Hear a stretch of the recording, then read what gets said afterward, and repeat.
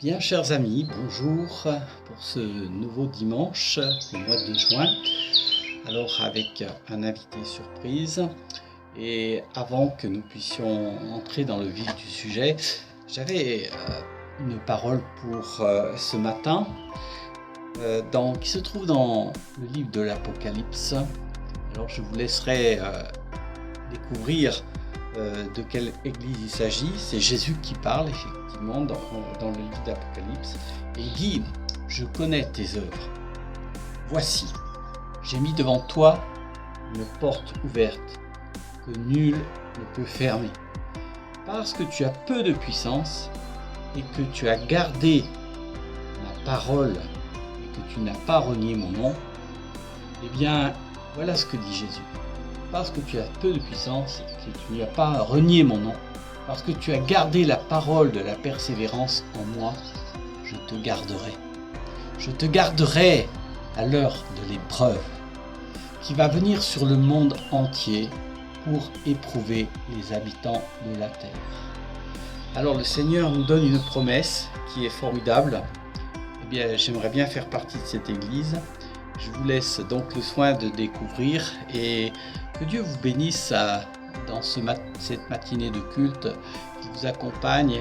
Et je voudrais aussi vous recommander l'Église persécutée dans le monde entier, en particulier dans les pays comme l'Inde, la Chine, la Corée du Nord, qui sont vraiment des pays où la persécution est vraiment extrêmement sévère pour ceux qui sont comme nous, qui aiment le Seigneur Jésus-Christ comme nous et que Jésus aussi a payé très cher pour leur salut, mais il paye très cher également pour pouvoir tenir ferme dans cette situation difficile, non seulement de persécution, mais en même temps de difficulté avec ce confinement, avec cette épreuve de cette épidémie, cette pandémie qui a touché le monde et a bouleversé le monde, on peut le dire. Et vraiment, je vous recommande à vos prières, nos frères et sœurs.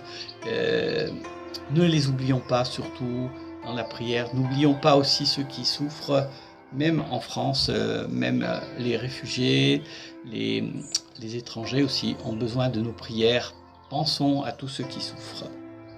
Voilà, nous allons prier quelques instants et que le Seigneur puisse nous aider ce matin et nous conduire, nous inspirer aussi, et que nous puissions aller de l'avant dans l'intercession, dans la prière. Seigneur, merci parce que ce moment est précieux. Merci parce que nous voulons être à ton écoute. Merci pour cette invitée surprise que nous allons entendre aussi. Merci pour ce temps de louange et de célébration.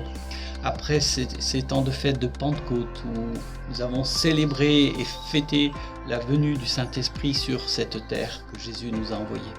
Merci Père pour tous tes bienfaits. Merci pour ta grâce qui nous accompagne chaque jour. Et je prie Seigneur pour que mes frères et sœurs qui écoutent ce culte ce matin puissent être grandement remplis, grandement bénis dans le puissant nom de Jésus-Christ. Amen.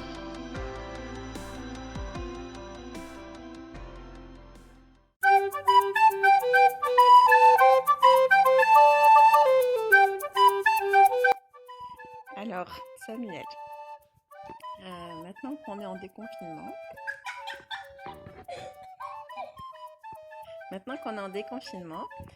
du coup, je voudrais juste que tu puisses nous dire un petit peu, est-ce que tu aurais quelque chose à nous raconter, un petit témoignage de ce que tu as pu vivre avec Dieu?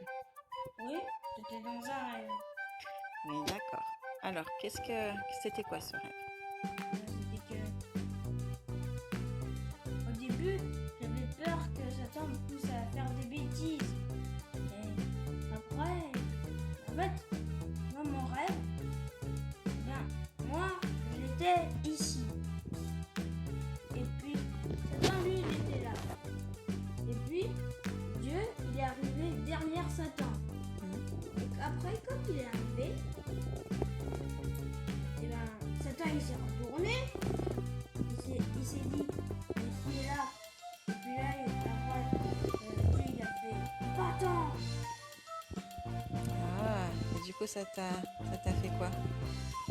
Ça m'a fait que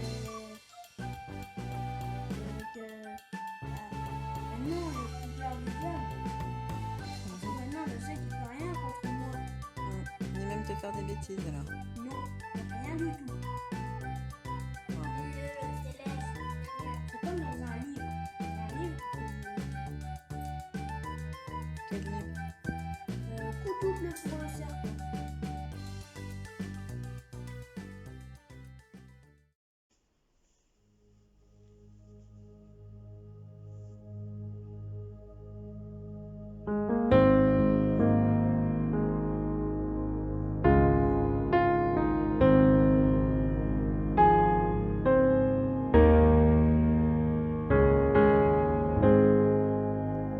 Que le roi de mon cœur soit la montagne où je cours, la fontaine où je bois, oh, il est mon chant.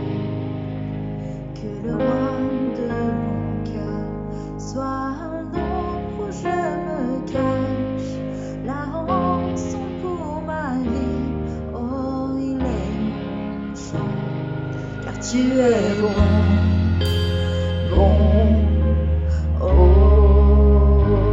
oui, tu es bon, bon, oh, oui, tu es bon, bon, oh, oui, tu es bon, bon, oh,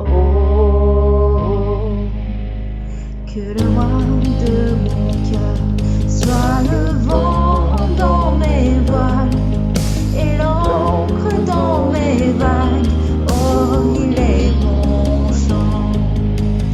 Que le roi de mon cœur soit le feu dans mes veines et l'écho de mes jours, oh, il est mon chant. Que le roi de mon cœur soit le vent dans mes voiles et l'encre dans mes vagues, oh, il est mon chant. Que le roi de mon cœur soit le feu dans mes veines et l'écho de mes jours, oh, il est mon chant. Car tu es bon, bon, oh, oui, tu es bon, bon, oh, oui, tu es bon, bon, oh, oui, tu es bon, bon,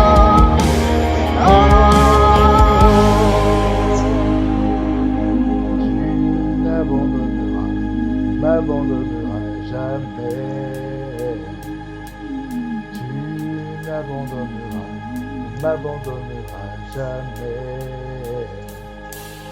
Tu m'abandonneras jamais. Tu m'abandonneras jamais. Tu m'abandonneras jamais. Tu n'abandonneras jamais. Tu n'abandonneras jamais. Non, non. Tu n'abandonneras jamais. Tu n'abandonneras jamais. Tu es bon, bon, oh, oui, tu es bon, bon, oh, oui, tu es bon, bon, oh, oui, tu es bon, bon, oh, oui.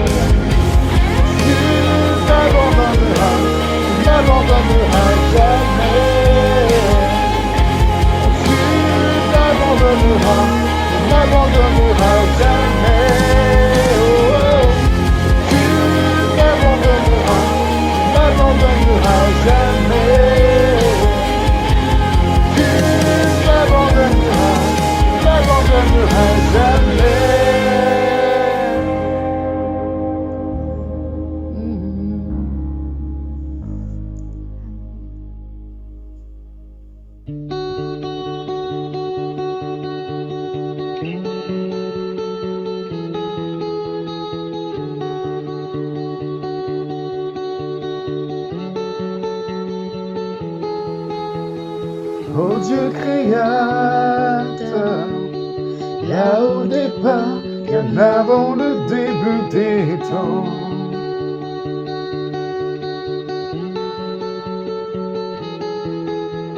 Sans point de repère, au son de ta voix, les ténèbres devinrent lumière.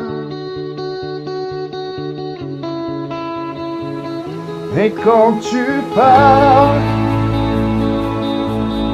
100 milliards de galaxies voient le jour.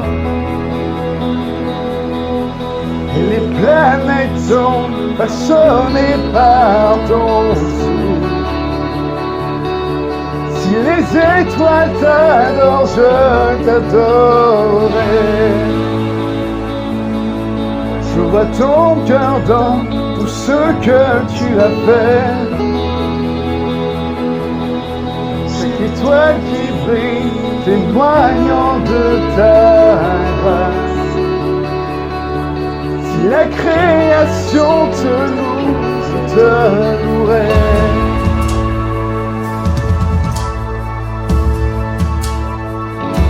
Je te louerai.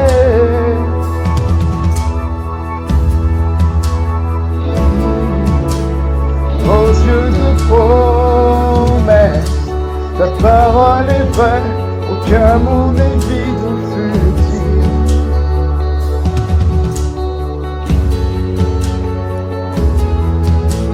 Et quand tu l'ordonnes, la nature et la science s'alignent au son de ta voix.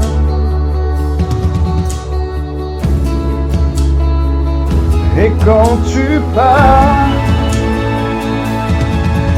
100 milliards de créatures prennent vie en évolution vers tout ce que tu dis. Qui est part de ta nature, j'en parlerai. Je vois ton cœur dans tout ce que tu as dit. Couleur du ciel, une œuvre de ta main. Si la création te suit, je te suivrai.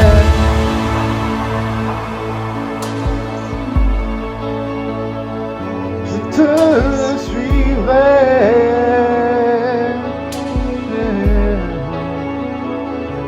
Je te suivrai.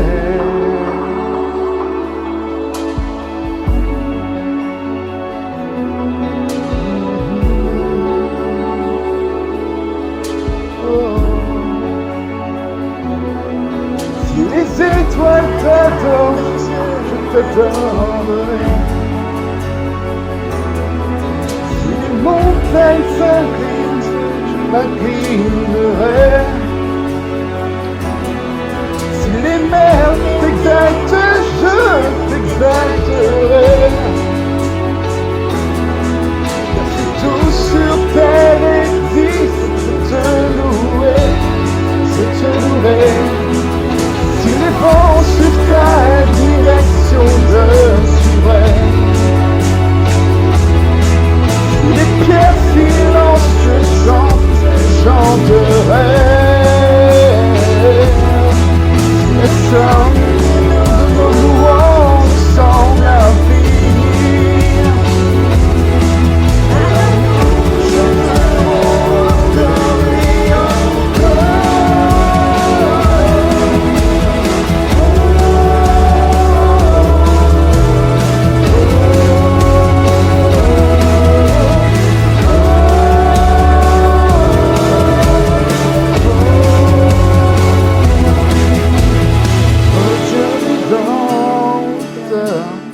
Venu pour mon cœur, malgré mes échecs, mon orgueil.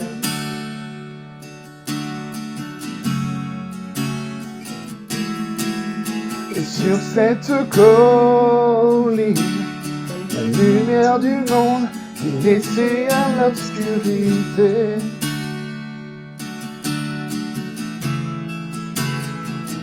Et quand tu pars. 100 milliards d'échecs disparaissent. Tu as échangé ta vie pour la mienne. Dans ta victoire au tombeau, j'ai la victoire.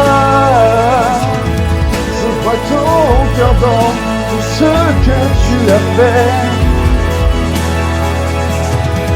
Tout qui se donne le chef-d'œuvre de ton amour. Tu as tout donné, je veux tout donner. Je vois ton cœur dans l'univers de la terre. C'est comme un enfant précieux à tes yeux. Tu as choisi d'aimer,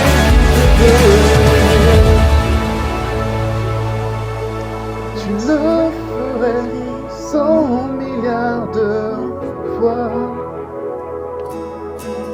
Tu pourrais mesurer ton grand amour. Car même pour un seul, tu aurais tout donné.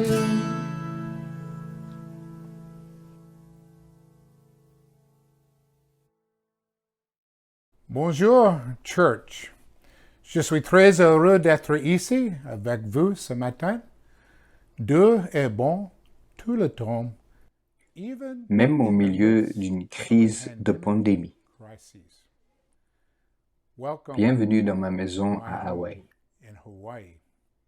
Que Dieu vous bénisse, vous nous moquez et on a hâte de vous voir dans un futur proche. Aujourd'hui, j'aimerais partager avec vous quelques passages des psaumes. J'aimerais regarder le psaume 34 à partir du verset 4. J'ai cherché l'Éternel et il m'a répondu. Il m'a délivré de toutes mes frayeurs. J'ai cherché l'Éternel et il m'a répondu. Il m'a délivré de toutes mes frayeurs. Pourquoi Dieu nous délivrerait-il de toutes nos frayeurs? C'est parce que nous les cherchons. Et il nous a donné des réponses et il nous demande de mettre ces réponses en pratique. Nous avons une formidable opportunité en tant que chrétiens d'être ceux qui interprètent ce que Dieu fait et de ce que Dieu dit au milieu d'une crise dans le monde entier. Un autre passage, c'est Psaume 16, 8. J'ai constamment l'Éternel sous mes yeux. Quand il est à ma droite, je ne chancelle pas. Le thème que je voudrais aborder aujourd'hui, que nous, en tant qu'Église, même s'il y a des problèmes et puis des pressions, il y a une opportunité pour nous d'aider d'autres pendant ce temps difficile. Et nous ne serons pas ébranlés. Mais si nous voulons mettre en pratique l'Écriture, il nous dit « J'ai constamment l'Éternel sous les yeux. Il est à ma droite et je ne serai pas ébranlé. » Alors, qu'est-ce que le Seigneur nous demande? Et encore une fois, qui se tient à votre droite? Je suis heureux de savoir que Jésus se tient à la droite du Père et il fait de l'intercession en notre faveur. Mais nous avons besoin d'avoir Jésus à notre côté. En quoi est-ce que vous placez votre confiance aujourd'hui? Nous devons placer notre confiance en Jésus et en Jésus seul. Un autre passage, c'est Psaume 62, 2. Lui seul est mon rocher et mon salut. Il est ma forteresse. Je ne serai jamais ébranlé. Pourquoi est-ce que vous ne serez jamais ébranlé? Parce que Jésus est votre rocher. Il est votre fondation. Pendant ce temps de pandémie, le Seigneur nous permet d'être mis au défi afin de voir où se trouve notre fondation. Qui est notre fondation? Sur qui est-ce que nous nous reposons? Et nous réalisons que Jésus est notre rocher. Il est notre salut par rapport au passé, ce qu'il a fait pour nous, au présent ce qu'il fait pour nous et au futur ce qu'il fera pour nous, en raison de son amour pour nous, ses enfants. Il est notre forteresse, il est notre Carcassonne. Ça me fait penser à cette grande forteresse à côté de Toulouse. Lorsqu'on est sur l'autoroute et on passe à côté, il se trouve là cette grande forteresse et vous voyez la force et la solidité de cette forteresse. Et c'est ce que Dieu est pour nous. Alors pourquoi est-ce que nous sommes aussi facilement ébranlés? Pourquoi est-ce que nous avons si facilement peur? Tout en sachant que c'est lui la forteresse qui est autour de nous. Un autre passage nous dit que c'est une tour forte et nous nous réfugions à l'intérieur de cette tour. Donc j'aimerais vous encourager aujourd'hui qu'en n'importe quelle circonstance, quand les difficultés arrivent, que vous vous réfugiez en lui en tant que forteresse, en réalisant que c'est lui notre rocher, c'est lui notre salut et c'est lui notre abri et défense. La crise est réelle et elle est profonde. La bourse a chuté et le taux de chômage aux États-Unis est massif et j'imagine qu'en France c'est la même chose. Ce à quoi nous faisons face, c'est que beaucoup de personnes ont des difficultés. Les entreprises et les personnes ont besoin de se remettre au travail, ils ont besoin de pourvoir pour leur famille. Notre liberté de déplacement est restreinte. Et au milieu de tout ça, il y a des personnes qui sont malades et qui sont en train de mourir, mais nous savons que nous avons un rocher, nous avons un salut, nous avons une forteresse. Et si c'est là où nous nous trouvons, nous ne serons pas ébranlés. Encore une fois, j'aimerais vous encourager. En tant que peuple de Dieu, nous avons des révélations qui viennent vers nous, qui peuvent aider d'autres. Jean 20, du verset 19 au verset 22, je vais lire ce passage. Après sa mort à la croix et Jésus était ressuscité, c'était un moment puissant, mais où étaient ses disciples? Où se trouvait ce peuple après cette puissance de résurrection? Voici le passage qui nous fait le récit. Le soir de ce jour, qui était le premier de la semaine, les portes du lieu où se trouvaient les disciples étant fermées, à cause de la crainte qu'ils avaient des Juifs, Jésus vint, se présenta au milieu d'eux, et leur dit, « La paix soit avec vous. » Et quand il eut dit cela, il leur montra ses mains et son côté. Les disciples furent dans la joie en voyant le Seigneur. Jésus leur dit de nouveau, « La paix soit avec vous. Comme le Père m'a envoyé, moi aussi je vous envoie. » Après ces paroles, il souffla sur eux et il leur dit, « Recevez le Saint-Esprit. » Donc eux, ils se trouvaient aussi dans une sorte de confinement par peur des Juifs, sans réellement savoir ce qui allait se passer. Et pourtant, Jésus se présente au milieu d'eux et il proclame la paix pour leur cœur. Et puis il se met à déclarer que le Saint-Esprit va être déversé sur eux.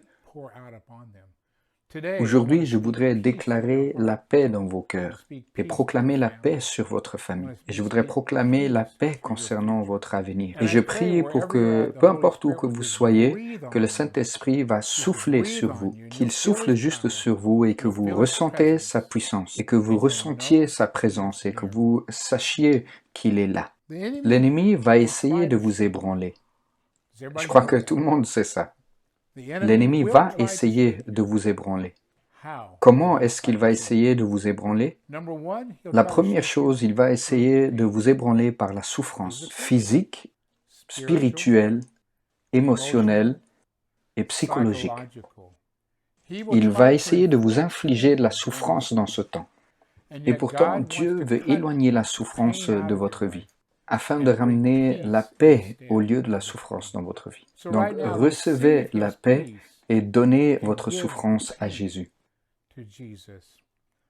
Numéro 2, il va essayer de vous ébranler en vous mettant sous pression financière, la pression concernant votre avenir, pression sur votre famille également, pression sur vos sentiments et sur vos émotions.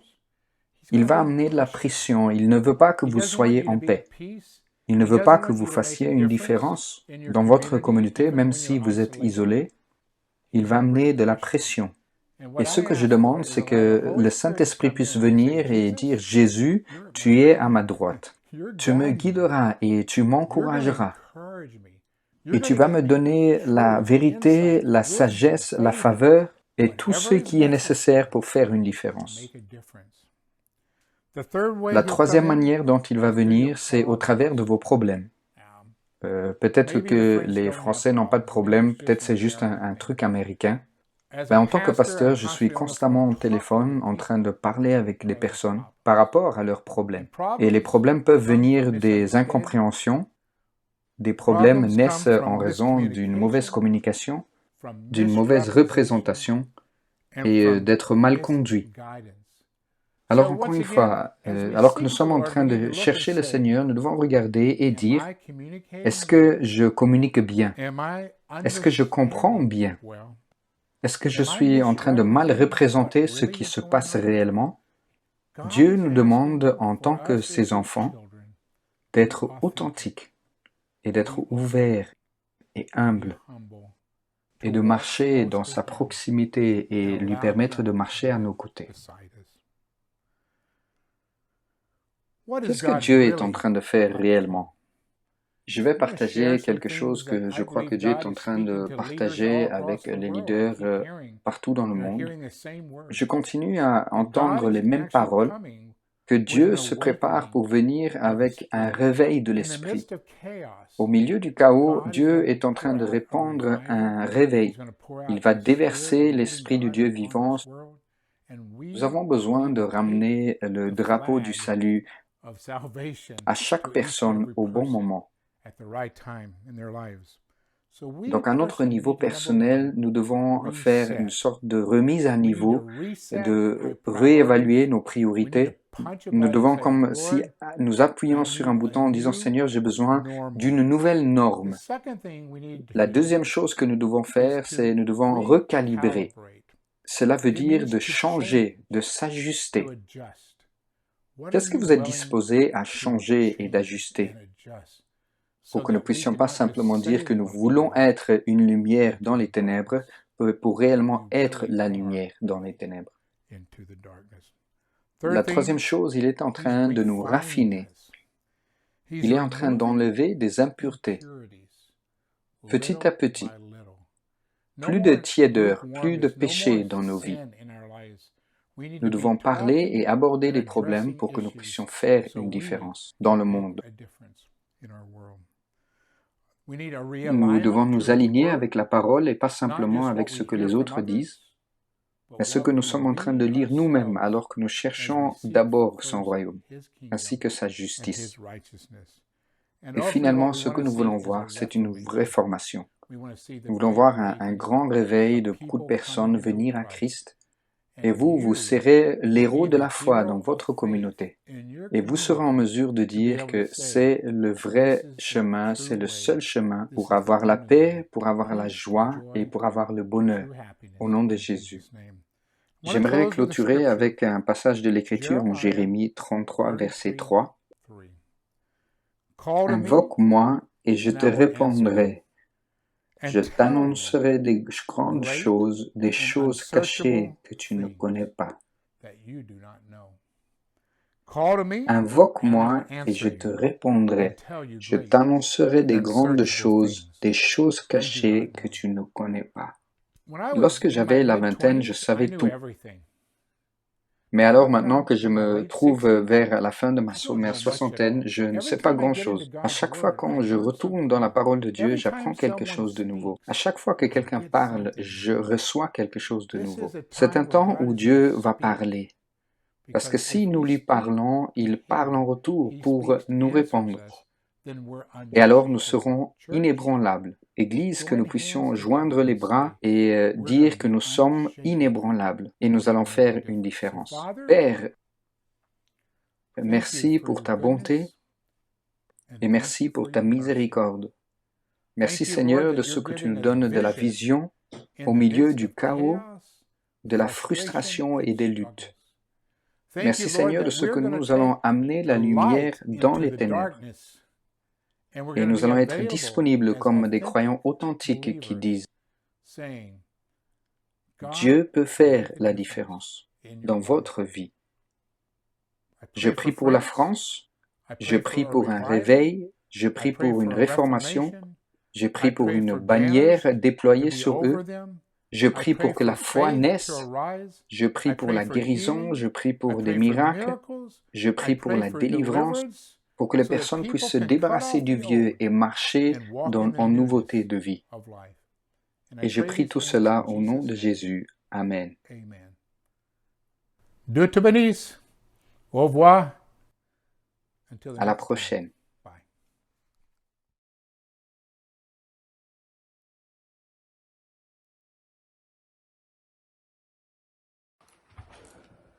Bonjour Église, chers frères et sœurs, c'est une joie pour moi de vous retrouver ce matin au travers du miracle de l'Internet et de pouvoir ensemble célébrer cette Sainte Seine.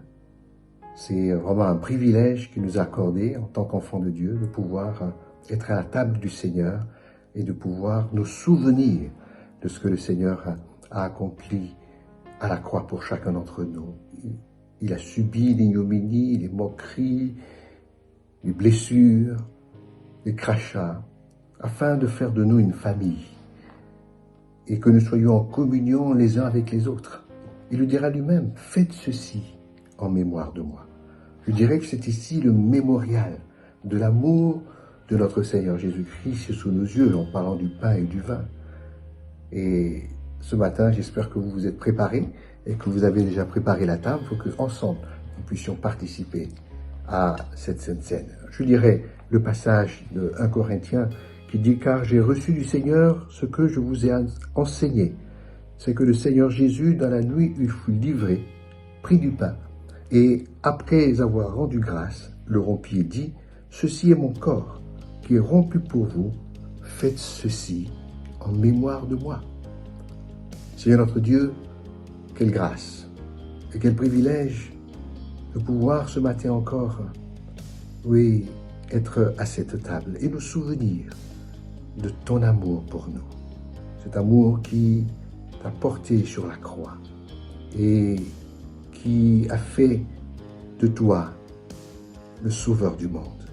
Tu es venu pour nous libérer, tu es venu pour nous délivrer de l'emprise du péché, de tout ce qui n'est pas à ta gloire. Et ce matin encore, nous te bénissons pour ce pain que nous voulons partager ensemble. Merci. Amen. De même, après avoir soupé, il prit la coupe et dit « Cette coupe est la nouvelle alliance en mon sang. Faites ceci en mémoire de moi, toutes les fois que vous en boirez. Car toutes les fois que vous mangez ce pain et que vous buvez cette coupe, vous annoncez la mort du Seigneur jusqu'à ce qu'il vienne. » Nous prions. Seigneur, merci encore pour ton sang versé, ce sang qui nous lave et qui nous purifie de toute iniquité. Merci parce que tu t'es donné librement pour nous, volontairement pour nous, parce que tu nous aimes. Merci encore pour cette grâce de vivre dans ta communion. Oui, nous reconnaissons que tu es notre Dieu, que tu es notre Seigneur, que tu es notre Sauveur. À toi la gloire. Amen. Buvons-en tous.